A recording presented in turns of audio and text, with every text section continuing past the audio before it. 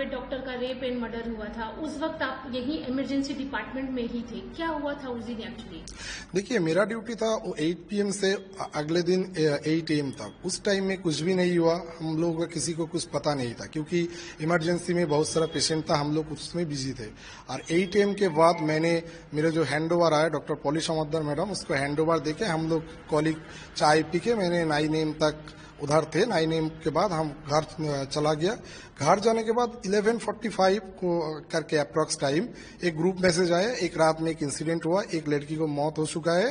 तो तब भी मैंने मैडम को कॉल किया और इधर उधर कॉल घुमाया। तो मेरे को जो पता चला, तो पता चलने के बाद मेरा पता चला जो चेस डिपार्टमेंट में जो हुआ, एक लड़की को मौत हुआ और शायद मर्डर है और रेप भी हो सकते।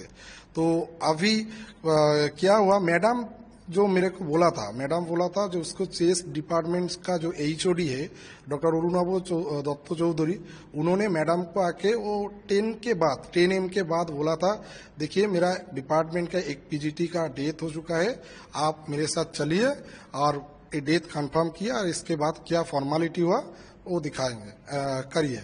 तो देखिए कोई भी पेशेंट एडमिट नहीं है, वो तो ऑन ड्यूटी पे थे, सो वो एडमिट नहीं थे। तो इसलिए उसका जो डेथ कंफर्म करने का जो आदेश है, जो स्टैंडर्ड ऑपरेटिंग प्रोसीडियर है, वो इमरजेंसी मेडिकल ऑफिसर के पास है।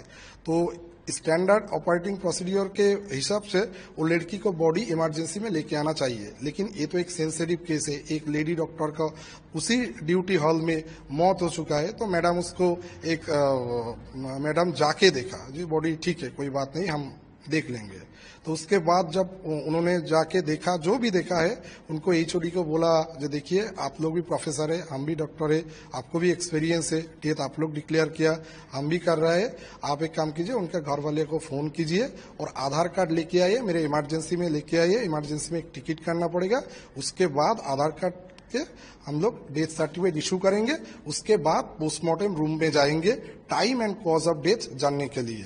तो अभी क्या हुआ, वो अरुणाभ सर उनको रिफ्यूज किया, जो ऐसा ही मैडम जो बोला, जो शायद वो रिफ्यूज किया, इसलिए वो नहीं हो पाया, मतलब वो नीचे नहीं आया था। तो अभी कोलकाता पुलिस, टाला पुलिस का जो रिपोर्टिंग है 10 AM में, मतलब 10 AM 10 मिनट्स में उसका इंफॉर्मेशन हुआ, जो डेथ रिपोर्टिंग। और इसका जो डेथ सर्टिफिकेट इशू हुआ वो 12:44 PM में। अब ये जो 3 घंटा का गैप है, इसीलिए हुआ, जो उधर से कोई नहीं आया, ब्रॉड डेथ कस्टोडियन होना चाहिए, जो साइन करेंगे, आधार कार्ड देंगे, उसके बाद ही डेथ सर्टिफिकेट इशू होगा। तो मैडम मेरे को बोला था, देखिए वो लोग रिफ्यूज किया, लेकिन रिफ्यूज नहीं करना चाहिए मेरे हिसाब से, क्योंकि वो जो डेथ हुआ उस डिपार्टमेंट का हुआ, डिपार्टमेंट के कोई HOD, कोई दूसरा कोई प्रोफेसर और कोई भी, और अगर नहीं होगा तो हॉस्पिटल एडमिनिस्ट्रेशन को, जो भी है एडमिनिस्ट्रेटर, उनको उसको कस्टोडियन होना चाहिए था, क्योंकि उसका मम्मी और पापा जब आएगा वो तो देर हो जाएगा ना। तो वो लोग नहीं किया।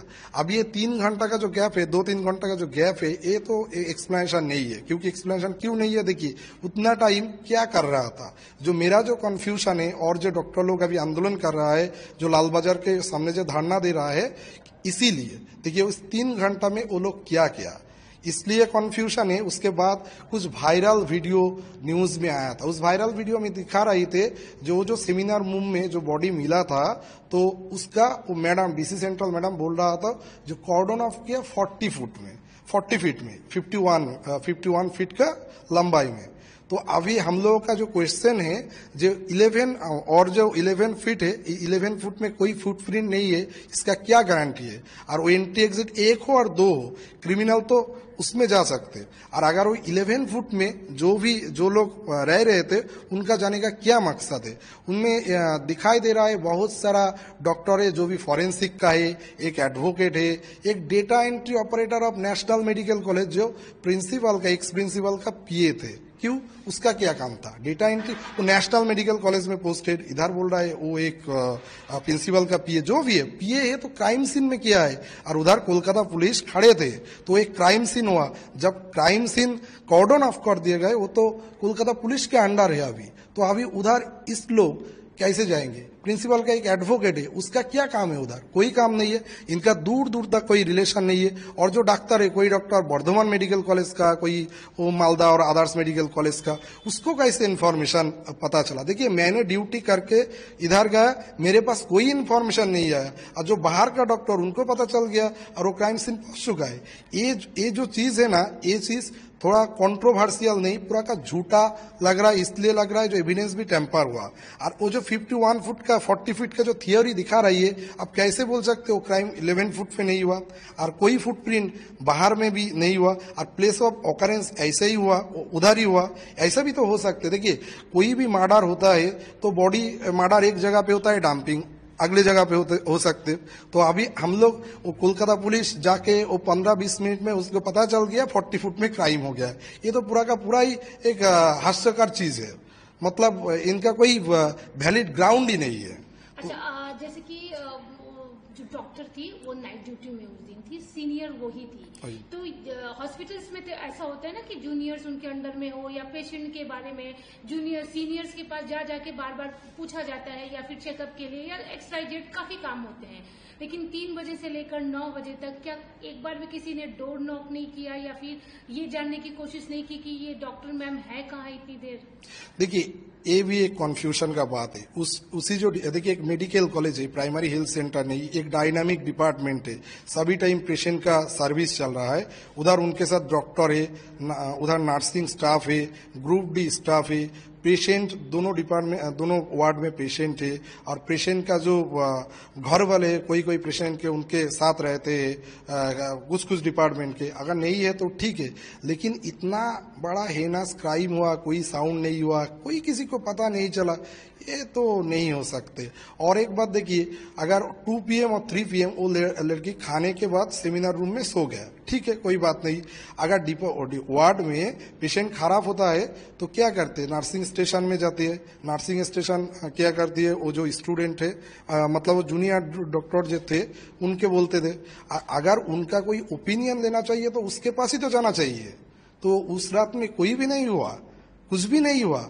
ये जो सस्पिशियस बात है, वो 2 to 3 AM टू 9 AM तक कैसे हो सकते? ये पूरा का पूरा बात ही मेरे को लग रहा है जो इसके कोई कंट्रोवर्सी तो जरूर है। किसी को ना कुछ तो पता होना चाहिए। ऐसे नहीं हो सकते जो किसी को कोई पता ही नहीं है।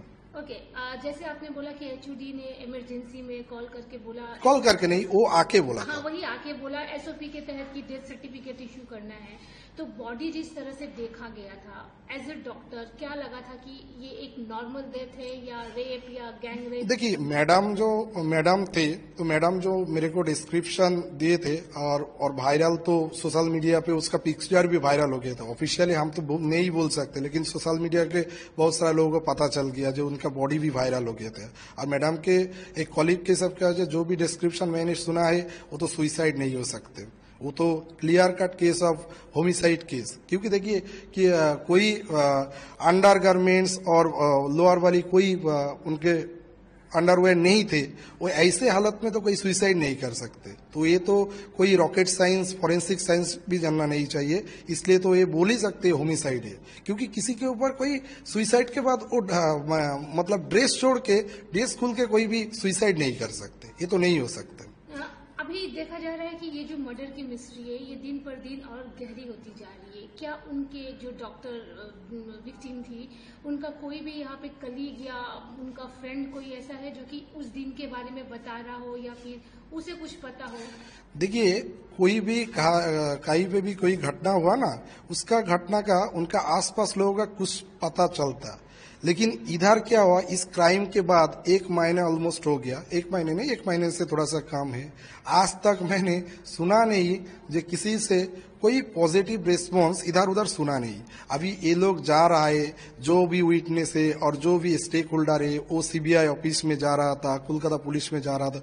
वो लोग क्या बोल रहा है हम तो नहीं बोल सकते, लेकिन हम लोग किसी के पास कुछ भी सुना नहीं। जो वो एक ही बात शायद वो बोल रहा है जो कुछ देखा नहीं। यही कंट्रोवर्सियल है, कैसे हो सकते? आपका नाम और डेजिग्नेशन? हम डॉक्टर तापस प्रामाणिक, अभी medical officer critical care medicine, और उस दिन एडिशनल चार्ज में थे। इमरजेंसी में, इमरजेंसी मेडिकल ऑफिसर।